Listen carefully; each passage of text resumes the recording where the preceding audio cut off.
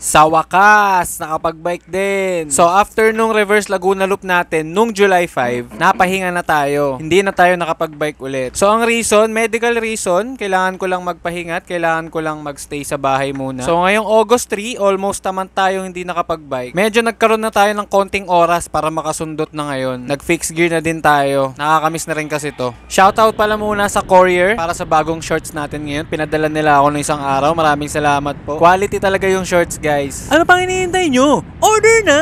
Go, go, go! Bale, ang ruta pala natin ngayon ay Built Cycles Makati. Bakit nga ba nasa Marcos Highway tayo? Iikot po tayo ng UP Diliman. Mag-iikot lang muna tayo dun saglit. Saka tayo pupunta ng Built Cycles Makati. Naisip ko kasi car free Sunday dun sa Ayala. Pero naalala ko, Sunday nga pala, Saturday pala ngayon. So, walang car free Sunday kasi Saturday ngayon. Ang gulo mo no?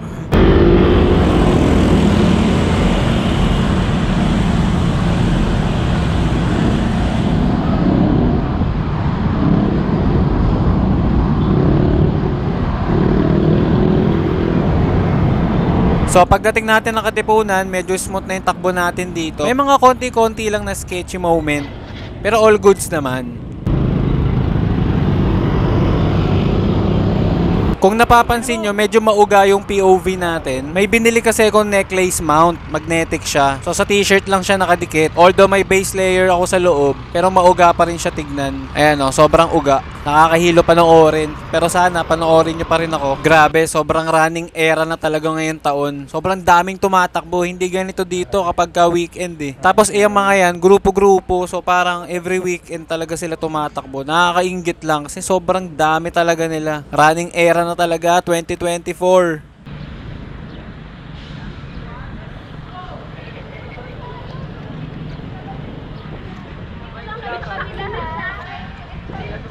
Daming tao. So iikot lang tayo saglit dito sa UP para magpapansin. Pero syempre dumating si sir para pansinin ako. Thank you sir sa pagpansin.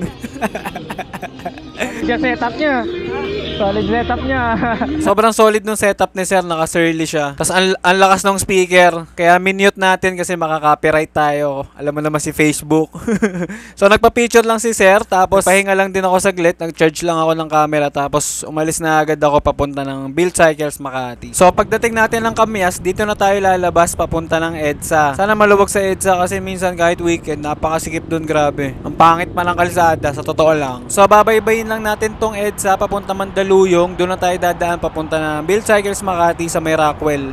Buti na lang inayos na yung kalsada dito, napaka-smooth na. Dati kasi ang alog din dito Pero ngayon ang maalog na lang is yung camera ko kasi nga ang pangit nung nabili kong necklace magnet, nakaka-bad trip. Buti na lang talaga mahusay tong shorts na to ng Courier. Napakalambot sa hita ako para ako naka-beef shorts. Napakadami pang bulsa. Sobrang convenient. Kaya kung ako sa inyo guys, order na kayo. Sa totoo lang, quality talaga siya. Hindi ko kayo niloloko. Hindi ko to ginagawa dahil binibigyan nila ako ng shorts. Honest feedback to guys, promise. Hindi ako mapapahiya sa inyo. Bumili na kasi kayo. Hindi na akong galitin. Ang alog na nga nung camera ko, tinan mo.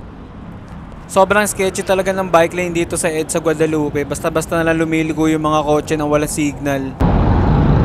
Bagal mo naman, Paps.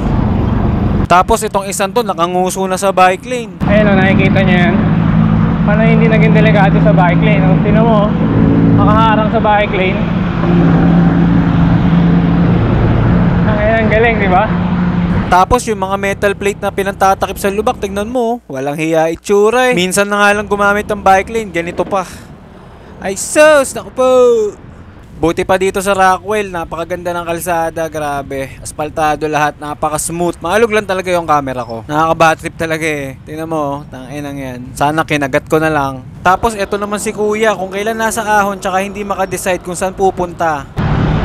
Yo! Ay nako, kababalik ko lang sa kalsada. Ito na agad ang binungad nyo sa akin. Ang huhusay nyo talaga.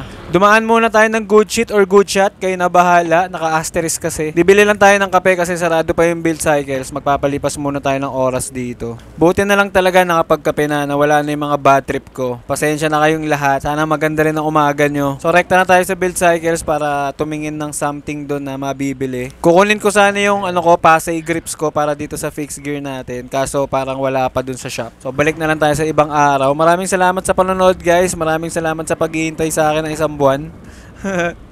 Namiss ko rin kayo. Maraming salamat sa support. Thank you. Good morning. Hello. Naku po, nahuli na nga. Hindi, boss. Inuukan ka lang. Boss! Asking for a friend. Boss!